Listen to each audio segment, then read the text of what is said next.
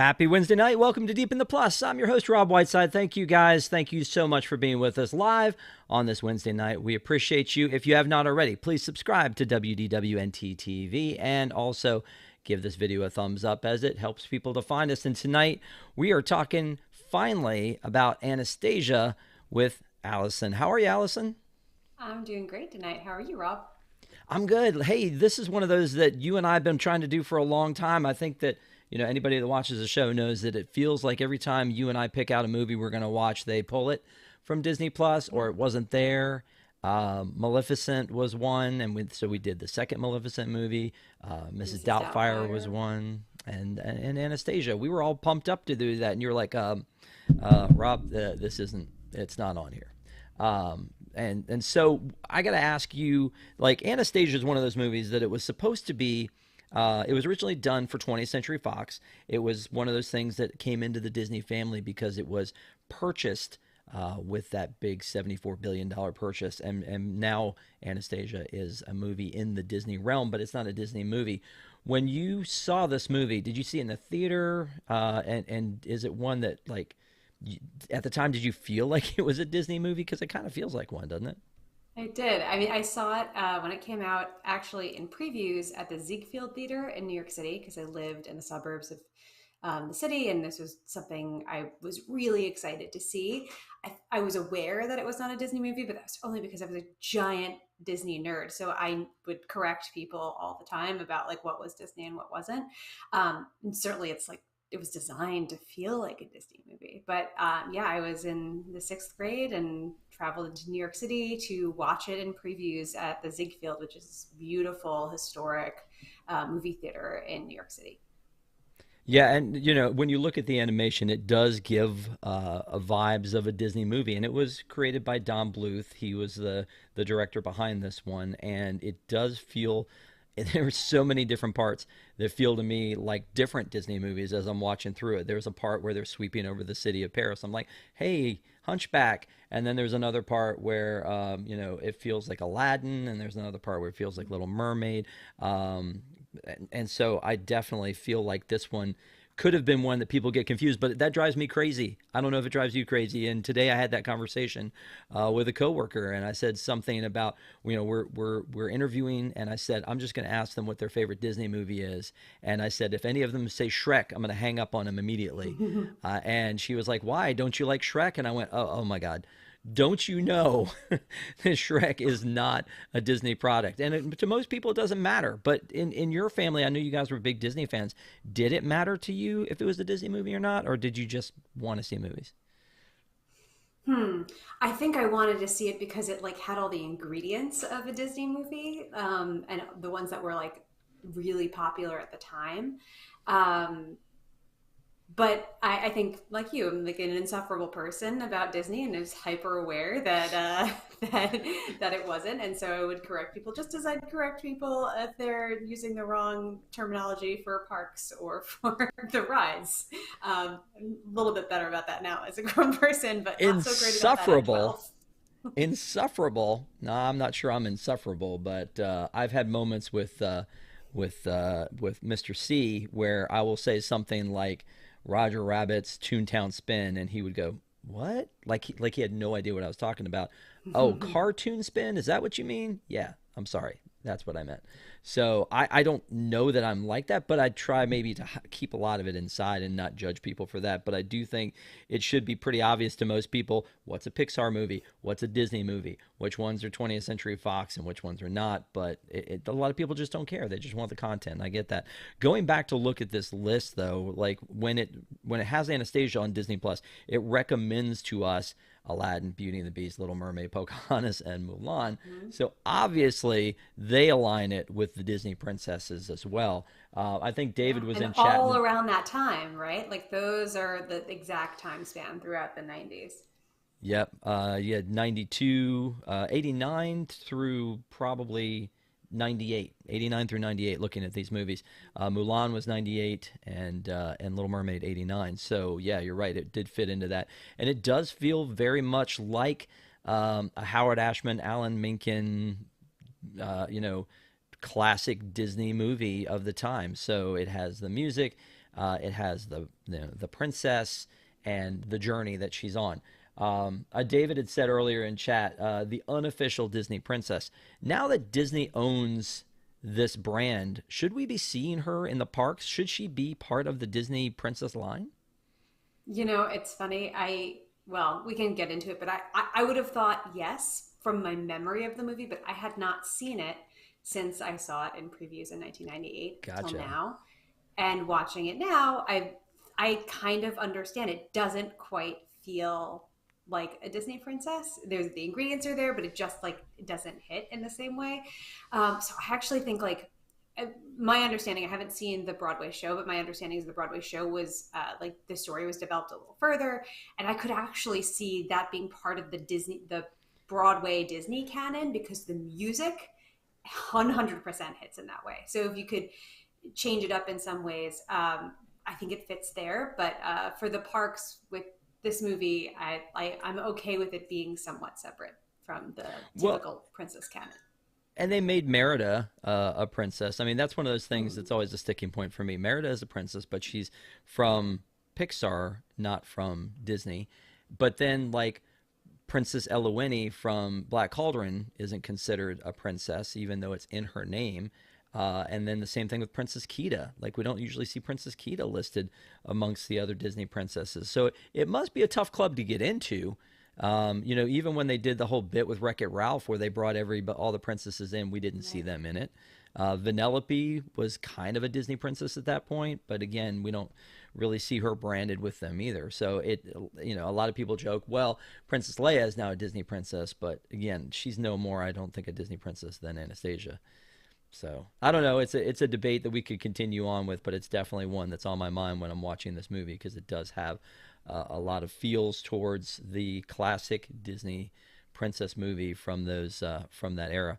One of the other things to note about this movie is it's rated G, but just like the Black Cauldron, which was PG, it has a lot of dark tones to it. When I'm watching this movie last night and I see Rasputin, who is our villain, and he's casting this look at that. Like his entire body is stripped of of skin, of flesh, of I mean, it's just that doesn't strike me as a G-rated movie type of thing. Like you have a young daughter, would you watch this movie with her and did you watch it with her? I mean, oh no, I wish I could. Right now, she's fearful of like pretty much all movies, and actually, it's my fault because we were watching Little Mermaid and she was scared. And I was like, we'll just keep watching because it gets better. And now she's like, you kept telling me to keep watching, and I was scared. So now, like, she won't go to the live action movie. So no, I didn't watch this with her, and that's largely why. Like the whole ending sequence where they're on like the edge of the and it's like it's actually pretty terrifying and harrowing and Yeah.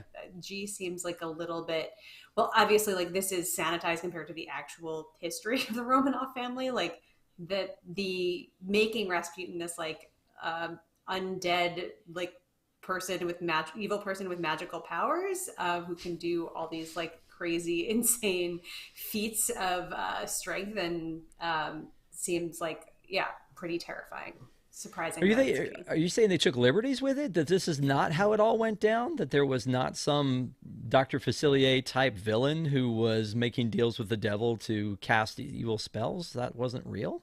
Weird. I think with the way they marketed it in Russia, apparently, because they wanted to have that market, but like this is obviously like a not historically accurate, was that it's just like a Russian fairy tale and we're gonna tell the story that way. And I think like that's the way to approach this movie.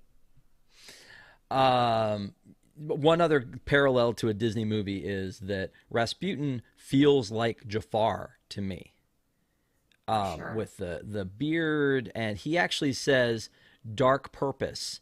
And I remember like that from the opening of Aladdin, where a dark man waits with a dark purpose, and I'm just like, he's dark purpose.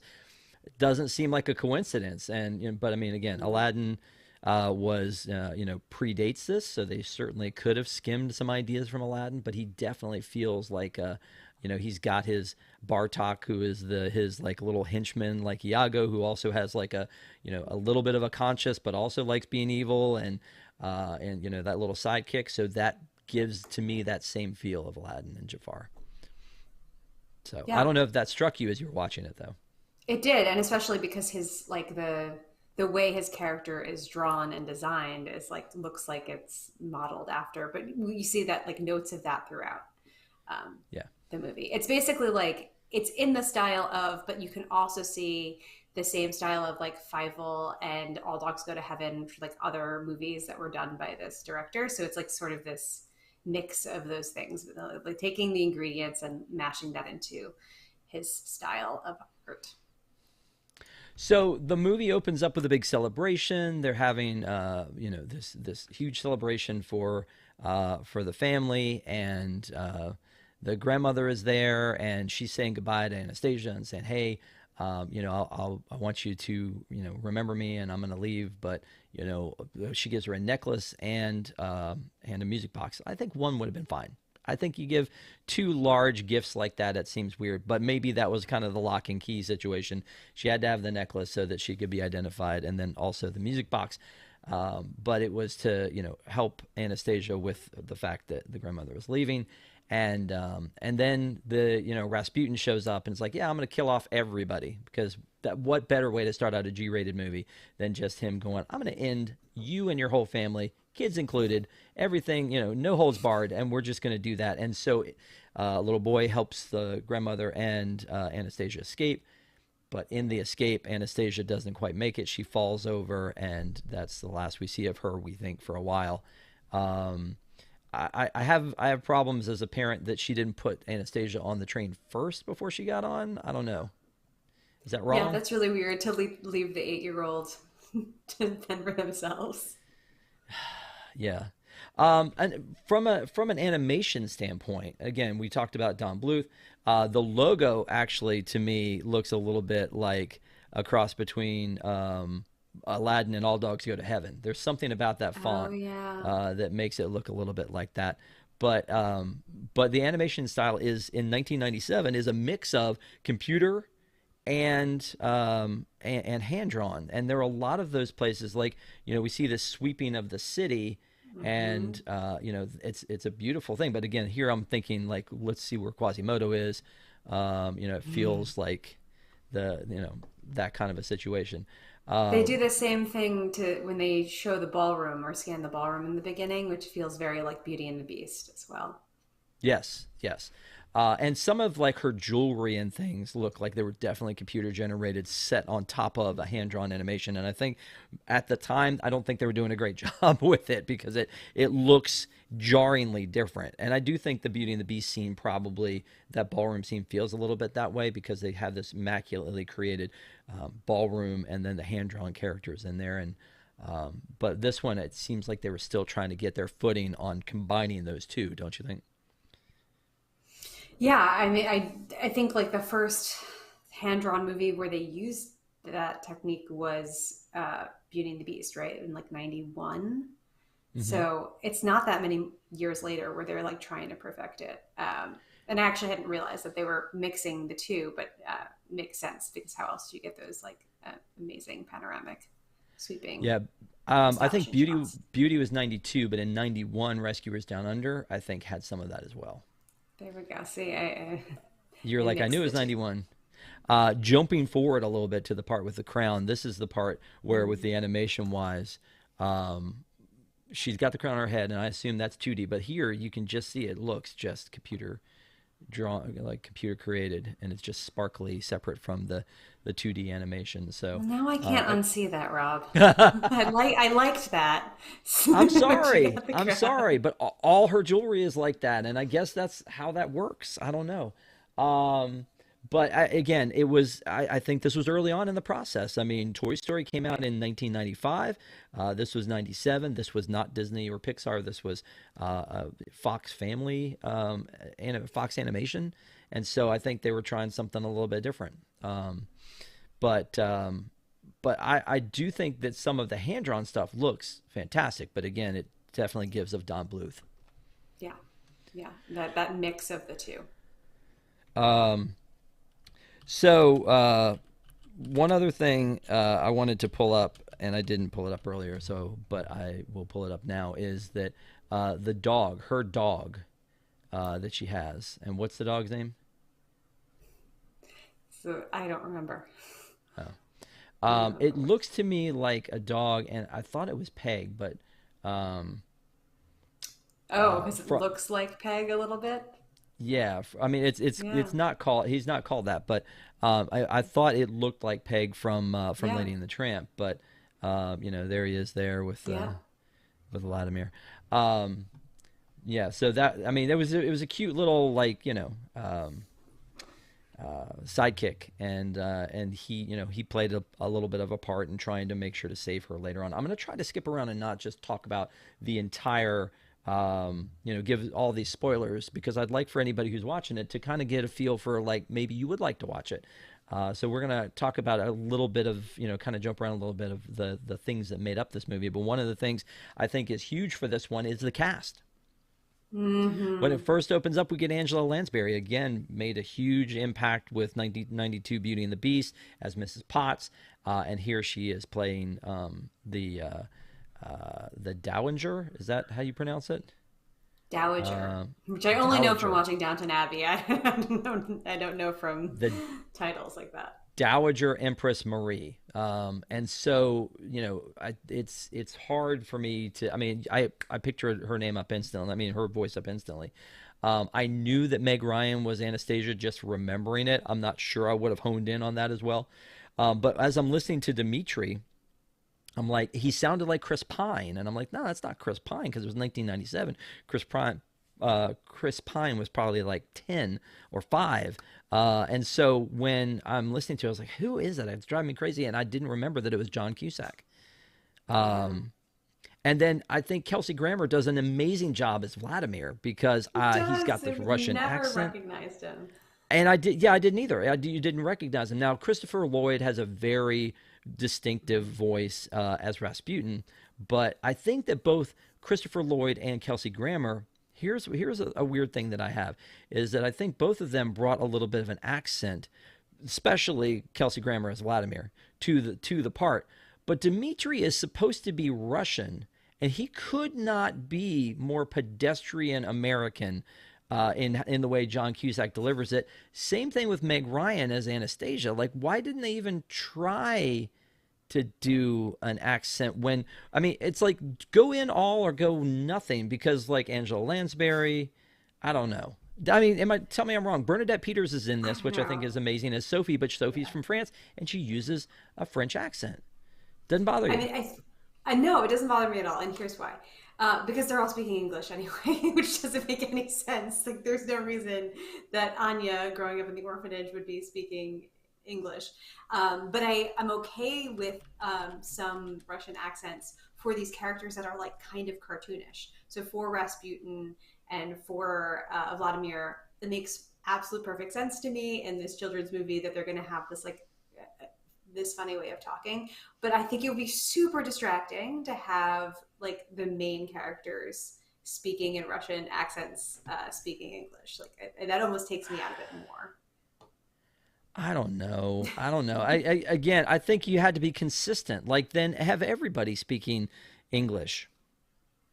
I mean, again, there's a lot of things that I think we talked about something recently where they were supposed to be in. It was what was the movie that we did? It was Ever After, where that's Oh, supposed to right, take place right. in France, In but everybody France has a British accent. for Even no Drew reason. Yeah. Barrymore has a British accent. Yeah. So it's To supposed give to take it place that in old France, timey feel, but it has nothing to do but they with. were consistent. Yeah. I'll give them that. I mean, yes, it was Yeah. way off base, but they were consistent. They were like, okay, True. you're a dirty American, but please please speak in English, like proper the Queen's English, right? So when they were going through and doing this one, they were like, you know what, do whatever you want, play it however you want to play it, because Yeah. again, Kelsey Grammer unrecognizable because he was so good at doing the accent. And then after I saw that it was him, I was like, okay, I get that now.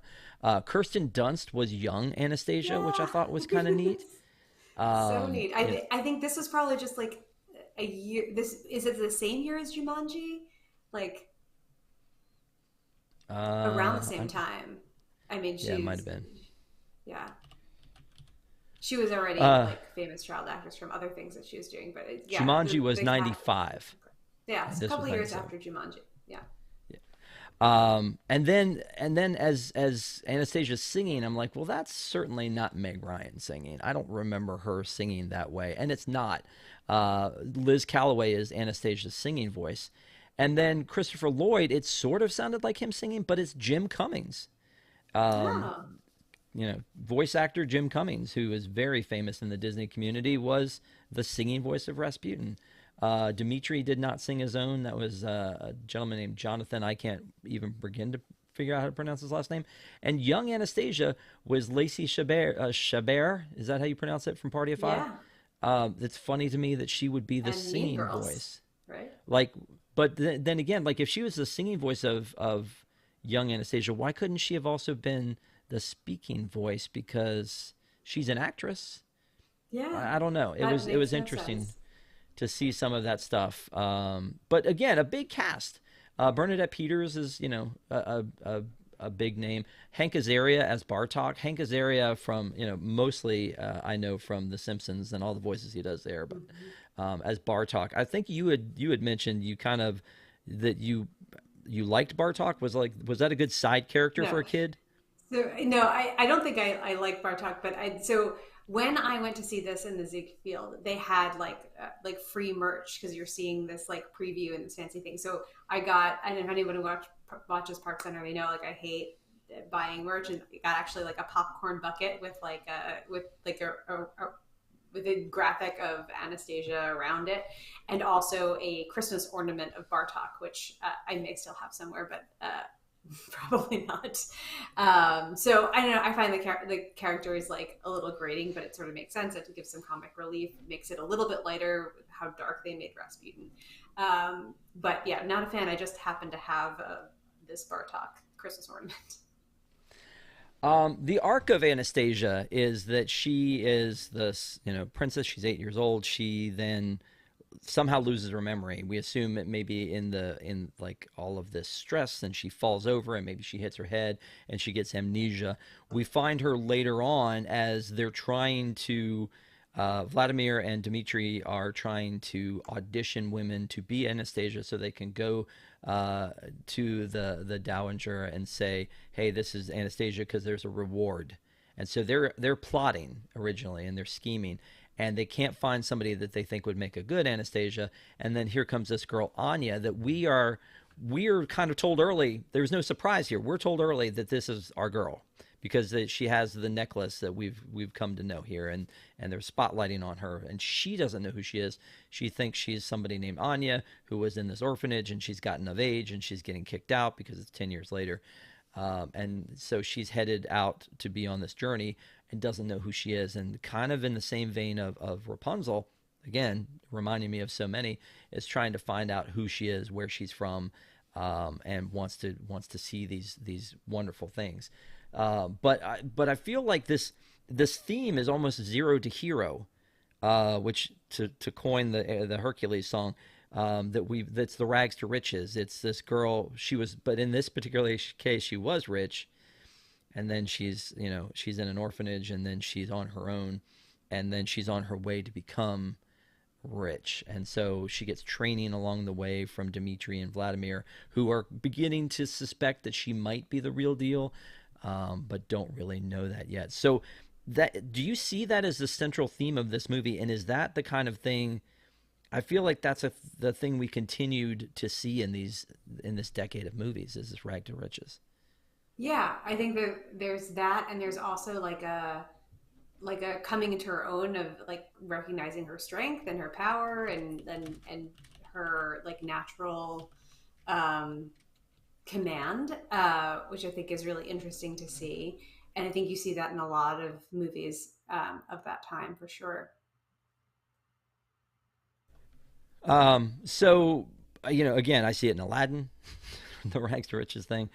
So it definitely seems like it was one of those things. So um, the next thing that I was looking at was the music. The music is there. That's where they're really again trying to pattern themselves. It feels like after the Disney movies, the classic '90s musical Disney movies that were out there. And I've made this observation before. It feels like anything that wasn't a musical for Disney kind of failed a little bit, whether it's Treasure Mm-hmm. Planet or whether it was Atlantis or Rescuers Down Under, those movies didn't do as well as Little Mermaid, Aladdin, Beauty and the Beast, and modern day Strange World versus and Raya versus Encanto.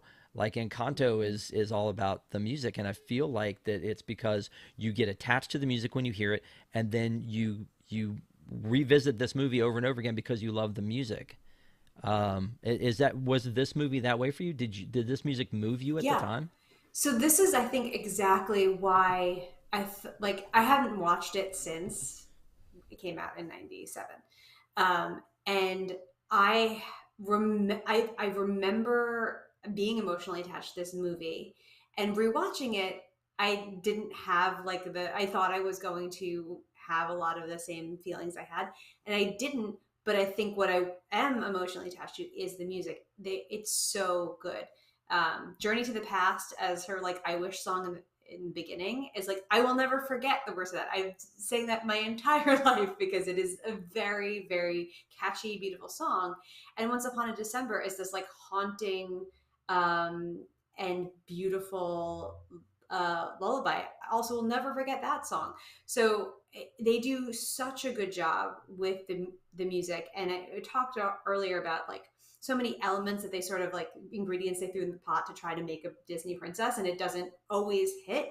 But I think this one they like nailed. So I don't remember who did the music, but they did a fantastic job. You're muted. Nuh-uh. No, there's a lot. I was sorry, I was using the keyboard, and I know it gets loud. There's the Once Upon a December. There's Journey to the Past. Both of those that you said. In the Dark of the Night, which is one of Rasputin's Mm-hmm. songs. A Rumor in St. Petersburg, which is like the townspeople. So there are these songs that are in the narrative as they're singing along. The one that's the A Rumor in St. Petersburg is a little bit weird just because they break out into a musical number in the town square where they're all dancing, and it's kind of one of those showstoppers. But we're learning a lot through the song as to what's going on and the whole story of trying to find the lost princess. So then, but at the end, there's this whole like myriad of the pop versions of the songs. And to me, it's such a time capsule of the late 90s because as Yes. soon as we hit the credits and I'm hearing Richard Marx, I'm going, whoa, whoa, that's Richard Marx. I know that for sure. And we've got Richard Marx and Aaliyah and Dina Carter, and you're kind of having the representation of like the hip hop R&B of the time and the pop of the time and the country of the time. So it was really interesting to see those versions of the song in there. But I was like, man, it could not feel more late '90s than this credit scene. Yeah, yeah. A lot of this, actually, the animation and the movie itself reminds me a little bit of a Prince of Egypt, which I think is like a year or two after this, where, like, again, lots of ingredients, whatever, trying to make it work. Movie itself is fine, but the music is really memorable. And of course, there are like these pop R&B like covers of these songs that actually hit really well. Do you have the soundtrack somewhere? To this or Prince of Yeah. Egypt? No, this one. I'm not anymore. If I ever had, I think I might have had a cassette of this, but I'm not entirely sure. Certainly not a CD. Well, seems like it's time to invest. I mean, streaming can't last forever. No, I'm just kidding. Obviously, I you can like pull it up analog. anywhere you. Well, there you go. So then, going back through again, then the cast I think was again great '90s cast, big for the time, great music, and the '90s artists. Why was this not a bigger movie? Do you think, or do you think it was huge or was it just huge Mm. for you? Well, it was certainly popular with like the other sixth grade girls that I was hanging out with at the time. Like Sure, we were talking about it and excited about it. Um, it is the most financially successful of the of this director's films, so Don that's good. Bluth. But I know they spent so much money marketing this movie. They'd marketed this more than any of the others, so like it's did better than the others, but like they probably didn't wasn't that profitable because of all they were spending on it. So it was something that I think they generated a ton of buzz because you saw it everywhere at the time. But I think the reason it didn't like catch fire is because like the movie itself isn't as good as you hope it will be, um, based on the ingredients they're showing you. Yeah, they spent 53 million on it, and the box office domestically was 140 million. So it did pretty well. It's a 94-minute run, and again was made by Fox Family Films and Fox Animation Studios.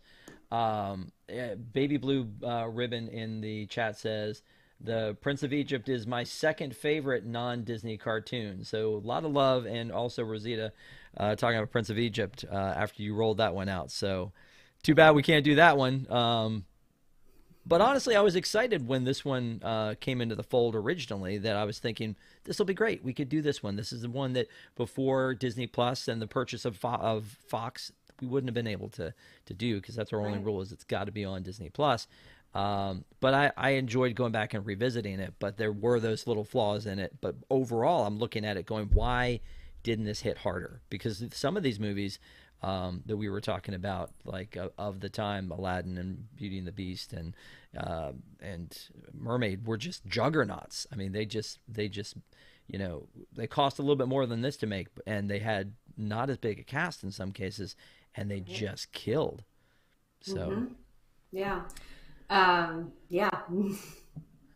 Um, so let me say that, because you're such a big fan of this one, and again, thank you for everybody who's watching. And if you haven't already, please give us a like. I want to throw some just little trivia questions of things that no, I'll get none of it, Rob. Go for it. I'll get none of it. Let's go. it'll be fun though. It's just for Yeah. fun. So much fun. It's just for fun. These So are much just little fun. things. Maybe these are just little things that I notice while I'm watching the movie, and I think, oh, I wonder if anybody else notices this one. So I'm going to ask a couple trivia questions.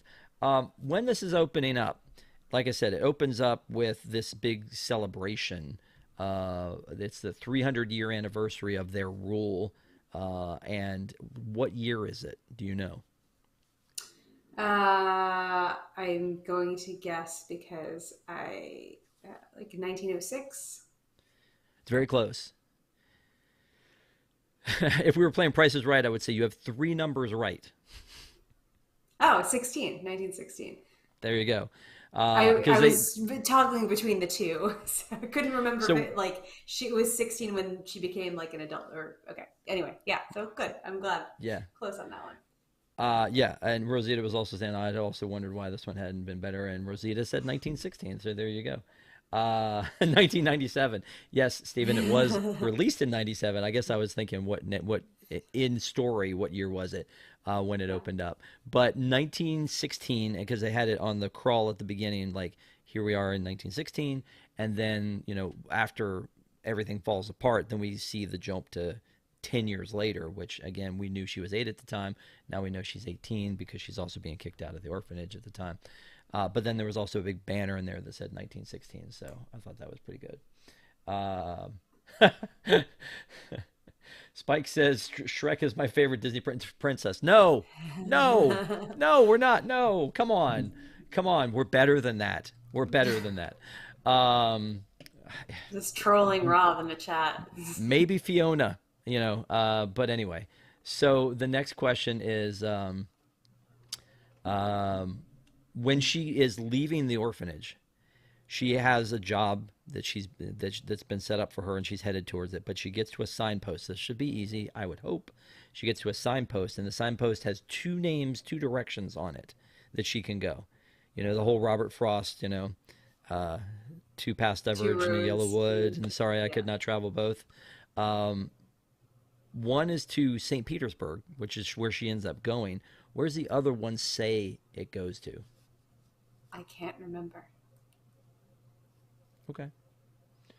Yep, Princess Fiona. There you go. It's Fisherman's Village, which is where her job was. But Yeah, and I the only was reason gonna I asked think that, this is going to be like that's a also, be a fishmonger, but I couldn't remember what was on the yeah, it's side. just Fisherman's Village.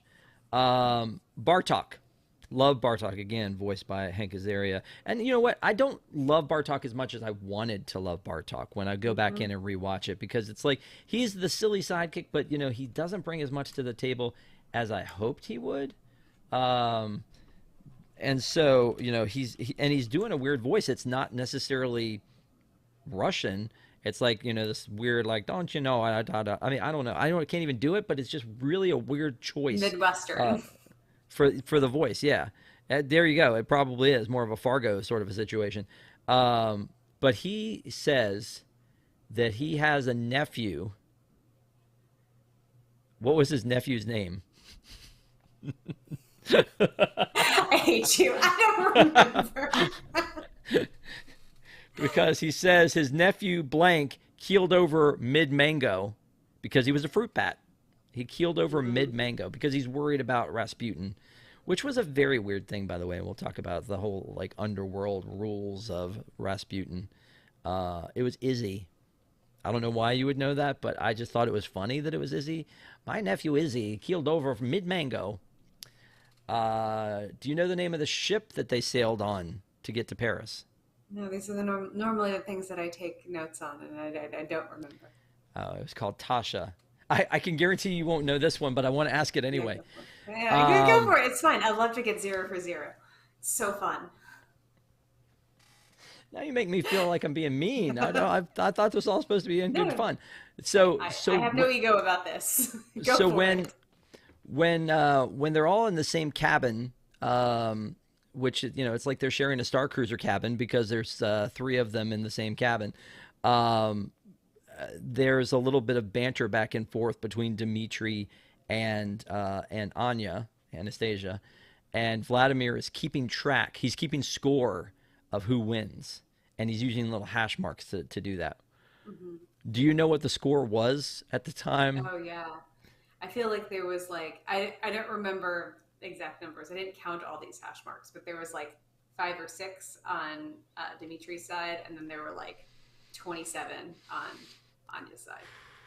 Wow, and for just a random guess too, 28 on her Yeah. side. So there were probably 27 before he put the last Was he hash putting mark left? on Yeah. there.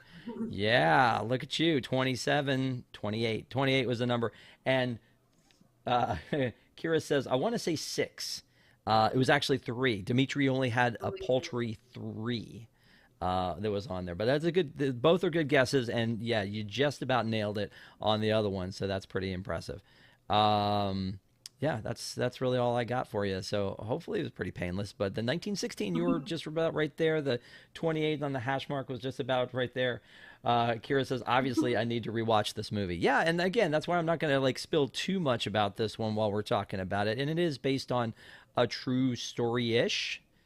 I went back and watched a little bit of that. If you go to YouTube and just look up the real versus the myth. But like you said, like a character like Rasputin is way overplayed in what he does.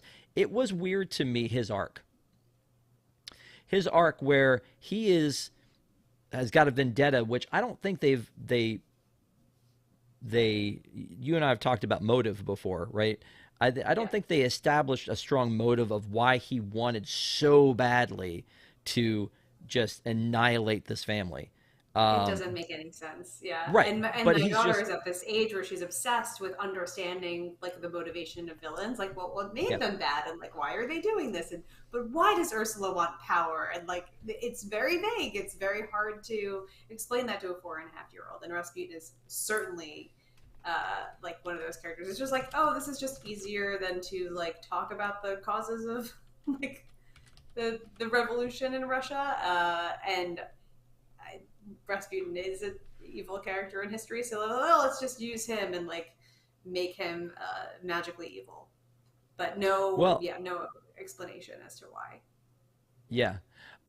We did the review, Ron and I, last week of the Captain America: The First Avenger, and I was reading or watching through some Joe Simon behind the scenes footage where he was saying that they were looking to start with the villain, and they started with Hitler.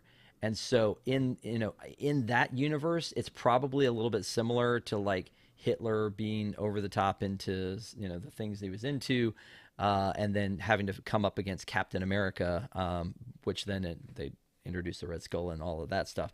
But yeah, they did take this character Rasputin and they just made him this dark, again, Dr. Facilier vibes is what I'm getting. That's like he's selling Yeah. his soul to get the ability to kill them. Like he wants it that badly, but I don't think they've established that with us as to why he would take that risk to be able to do it. We understand that in Snow White, that the queen, she is so vain, and we've seen that she's so vain that she's willing to morph herself into this old hag so that she can kill Snow White, so that she can be the fairest in the land again. We get it. Like, and that's 1937, right? So in 1997, you'd think they would have developed this character a little bit better to understand it, but he just kind of comes out of nowhere. It's like he's got a name tag on that says, "Hi, I'm Rasputin, I'm the bad guy," and then he comes in and he just tries to annihilate everybody, and then in doing so, kind of falls to his own doom down into the water. And Bartok takes the magical, like, cylinder, and keeps it for himself. And I'm just like, well, that was a very quick story for Rasputin. Like he just fell into the ice and he's gone forever, and he didn't finish his task. But then he goes to some weird underworld thing, which again in Hercules they explain the underworld and what it means and how people get there and all that. There's a weird Yeah, and underworld with it like, fits with mythology. right, This is just invented. just an invented underworld. It doesn't seem to make any sense as to why he's there. And I'm like, I just need rules. Again, if you tell me that Superman can fly because of the sun and the energy he's getting, and he's jumping, he's not flying, or what the reason is, it's like, okay, I believe he can fly. That's fine. Let's move on with the story. This guy's in this purgatory that he's been in for 10 years, uninterrupted, and now like Bartok has found that the princess might be alive, and then he goes and somehow gets sucked into this underworld with him, and it's no big deal to him, but that he gets sucked down into the water and through something to an underworld that exists. Like he doesn't walk Yeah, through some magic portal, he just gets sucked into some underworld that just happens to into the exist in this basement. weird, right, in this weird purgatory that Rasputin is in. He's like, what, she's not dead? No wonder I'm in this purgatory. Let's go kill her. But also a lot um of like Aladdin, like Return of Jafar vibes in that like underworld the sequence. True, yeah. And so um it's just very weird to me that it's just like, there are no rules as to what's happening. He's falling apart, but is he? I assumed he was some kind of a weird spirit, but apparently he's just a corpse. But he's a 10-year-old corpse that's still alive, like still. And the weird things they do with him, like his mouth falling off down his Oh beard, or yeah, the hand yeah. falling off, and all that kind of stuff. I don't know. It's just that part of it. I don't think they. I think that they screwed up the villain. I think is what I'm telling you here. I Yeah, think they screwed up the villain. yeah. And did they really need him? Yeah, not really, right? Like the thing that's compelling about this story is somebody who doesn't know who she is and she doesn't know that she's a princess and like Right. and figuring that out. And there's enough like societal issues and whatever that they're exploring with Dimitri. Like why do we have this motivationless villain pursuing her for unknown reasons? Well, and Um, yeah, I mean, just the idea that they're going to, resolve this by, taking this girl who may or may not be Anastasia, doing the whole Eliza Doolittle thing with her and training her up to be, yeah, the person that she needs to be so that she can present well, and then gets her there, in front of the dowager, to be able to then find out she's there, and then she's discovered and everything's great. In that way, again, reminders, it reminds me of the Princess Diaries. Here's a girl who grew up one way. sure. She's then trained to be this other thing, but she's not sure she wants that world because there's a guy, and then she Yeah, I finds mean, out. makeover movies were really big at that time, right? Like, that's what this is. She has a glow up. Can't buy me love. So when they go in to that situation where it's like Dimitri, all along, has been kind of a schemer. He brought her on board, and her intentions seem pure. She wants to get to Paris because her necklace tells her that's where her family is, and she wants to get to Paris. So her intention seems somewhat pure, but she also is going along knowing it's a little bit of a heist. because she knows she's not necessarily this person, but then along the way she finds out she is.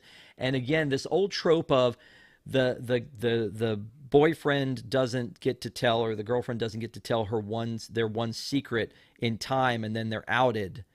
It happens with Dimitri. It's that thing where he's like, he wants to tell her the truth, but he doesn't tell her the truth. But then she overhears the truth, and now she hates him, Mm-hmm. and then he's devastated. And poor John Cusack, it couldn't go worse for him. Yeah, the plot device of that could have just been like solved with a conversation is certainly overused and not particularly interesting. A little bit Yep, lazy, but yep. that's what they do. But I mean, and there's the romance part of it, which is a little bit of it, and this is around the time again of the princess is sort of the heroine. She's not the damsel in distress. She's sort of the heroine. She's the one who crushes the vial, who breaks that curse, which again is like a Nazis, Raiders of the Lost Ark melting thing with Rasputin. It just feels like there's so many aspects of a whole bunch of things that they went in the writer's room and threw a bunch of darts and went, we're going to put that part in from Aladdin, we're going to put that part in from Raiders, and this part in, Mm-hmm. and this guy's going to look like Jafar, and she's going to look like Little Mermaid, and yeah, there's just a lot of it that it Mm-hmm. pulls it together. But overall, I think it works, it holds up, and it's okay. It's just that the part that really gets me is the Rasputin thing. There is one very, again, dark scene with Rasputin where he enters her mind. And it seems like with all Yeah. the powers he has, he could have just done a Thanos snap and killed her, but he wants to be creative about it. He wants her to walk out onto the deck of the ship and jump overboard willingly. Yeah. Again, rated G. What? Yeah, he's tormenting her in her dreams, aka a la Freddy Krueger, and yet, yeah, it's rated G. It's all good. So, I don't know. There's just a lot of those pieces that I look at and I go, you could have done Mhm. better with this. I mean, do we think the script was weak? Yeah, I think the problem is exactly with the script because it's not the voice acting and Right. the animation is there. I mean, I think it's good enough. Like, there's a lot that's really good about it. I think also like the characters are drawn really well. They have those big like 90 princesses eyes and whatever. So it's like it should be captivating. So and the music is great. So what's the only thing missing? It's like, oh, the script. They didn't quite get there. And it's certainly Yeah. not like the fault of Christopher Lloyd, tremendously talented person, for not bringing the right notes to Rasputin. He just wasn't given enough to work with. Yep. Yep. Absolutely. So, I feel like that you're right that the voice acting was great, except for the inconsistencies on the accents, and I guess that's just a me thing. And then you know what I love? I love Yeah. when they do something where they are speaking a different language, and then they kind of fade over into then they're speaking English. Like Mm-hmm. we're setting up the point where we want you to understand that what they're supposed to be speaking is Mandarin, and then we kind of fade over Mm-hmm. and we hear them in English now, and it's like, okay, we have that connection with you. This one again, the accents were all over the place, the language was all over Yeah. the place. It's just kind of And crazy. the other thing about the script is like I felt like the pacing was off. Like some things felt like very rushed, and some things they're like spending too much time on certain other pieces, and it just like it was really hard to feel like grounded watching the movie start to finish. Well, and let me ask you this question, because a lot of times when we're watching Deep in the Plus movies and we're going deep into it, nostalgia plays a huge part of it. I know that's true for me in 1982's Tron. I don't wish that on other people because I know that it's rough to watch now. At the time, it meant everything to me. I go back and look at it through 2023 eyes, and I'm like, okay, Tron Legacy fixed a lot of those things. Go watch Tron Legacy. You don't need Tron as the base on that. When I talked to Katie, she was like, Mr. Boogedy was the greatest movie. We go back and watch it. I'm like, what was this? This was the weirdest thing. And she has threatened for Short us to circuit for review. me. We have threatened to do Bride of Boogedy. For you, though, because I feel like you chose this movie, was there a nostalgia factor for you that you loved this movie where it was, that it meant something to you? I mean, I think we've kind of touched on that a little bit, but I Yeah. mean, do you think it's the nostalgia is still strong with it? Hmm. That's a good question. Well, I think yeah, it's why I chose it, right? I have like I had a certain emotional attachment to it, and I like there aren't a lot of movies where like I know I saw it in theaters, but I have this distinct memory of riding on the train, going in there, getting like this special merch that was just for the preview, and like going with like one of my best friends at the time, and like eating in the city. Like, these are all like associated with this movie. Um, and then I thought that I would have a lot of feels rewatching it, and I only had them during the musical numbers, and that's when I realized, oh, okay, so I actually am not attached to the movie itself, but all of these other things around the movie.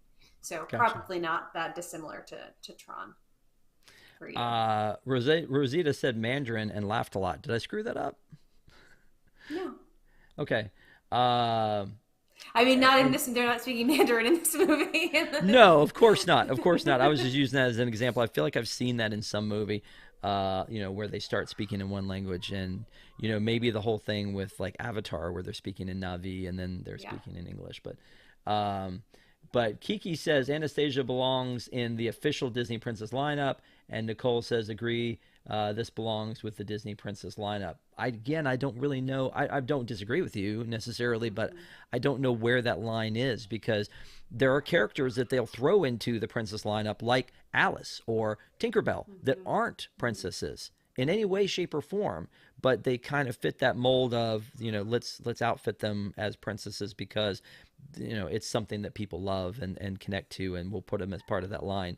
I think there's an official lineup that put what Merida at number 11 maybe with princesses. I can't remember where she fell. And then I've always had the question of with Elsa and Anna, are they both princesses? Because at some point they both were. Mm-hmm. Or is Elsa always the queen and so she's not a princess? And now after Frozen 2, she's not even royalty necessarily. She's something else. It's like, Well, it's very so confusing. I know only because I was corrected by the face character when my daughter met Elsa at Epcot. But I was like, oh look, it's Princess Elsa, and she said it's Queen Elsa, and so I at least that's what they're they're in the parks they're doing. That she's still a queen.